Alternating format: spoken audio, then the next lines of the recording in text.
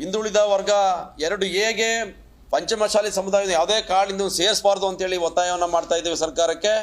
ಅದ್ರ ಜೊತೆಗೆ ಪಂಚಮಶಾಲಿಯ ಹೆಸರು ಹೇಳ್ಕೊಂಡು ಜಯಮೃತ್ಯುಂಜಯ ಸ್ವಾಮೀಜಿಗಳು ಒಂದು ರಾಜಕಾರಣವನ್ನು ಮಾಡ್ತಾ ಇದ್ದಾರೆ. ಒಂದು ಪೀಠದ ಅಧ್ಯಕ್ಷರಾಗಿ ಕಾವಿಯನ್ನು ತೊಟ್ಟು ಪುಡಾರಿ ರೀತಿ ರಾಜಕಾರಣ ಮಾಡ್ತಾ ಇದ್ದಾರೆ. ರಾಜಕೀಯ ಪುಡಾರಿ ರೀತಿ ಹೇಳಿಕೆಗಳನ್ನ ಕೊಡ್ತಾ ಇದ್ದಾರೆ. ಇದು ತೀವ್ರ ಖಂಡನೀಯ. ಈ ರಾಜ್ಯದ ಮುಖ್ಯಮಂತ್ರಿ ಯಾರೇ ಆಗಿರಲಿ, ಅದು ಯಾವುದೇ ಸಮುದಾಯದವರಾಗಿರಲಿ, ಹಿಂದುಳಿದ ವರ್ಗರಾಗಿರ್ಬೋದು, ಬೇರೆ ಯಾವುದೇ ಸಮುದಾಯದ ಅವ್ರಿಗೊಂದು ಗೌರವ ಇದೆ.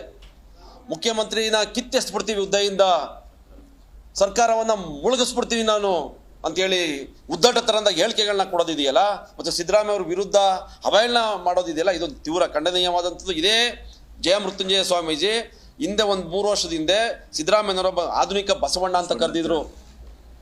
ಅದೇ ನಾಲ್ಗೆನಲ್ಲಿ ಇವತ್ತು ನೀವು ಸಿದ್ದರಾಮಯ್ಯನ ಅಧಿಕಾರದಿಂದ ಕಿತ್ತೆಸ್ಬಿಡ್ತೀನಿ ಅಂತ ದ್ವೇಷ ಕಾರ್ತಾ ಇದ್ದೀರಾ. ನೀವೊಬ್ಬ ಸನ್ಯಾಸಿಯಾಗಿ ಕಾವಿಯನ್ನು ತೊಟ್ಕೊಂಡು ಒಂದು ಜಾತಿಯ ಪರವಾಗಿ ಕೆಲಸ ಮಾಡಿದ್ರೆ ನೀವು ಸನ್ಯಾಸಿಯಾಗಿರ್ಲಿಕ್ಕೆ, ಕಾವಿ ತೋಡಲಿಕ್ಕೆ ನಾಲಾಯಕ್.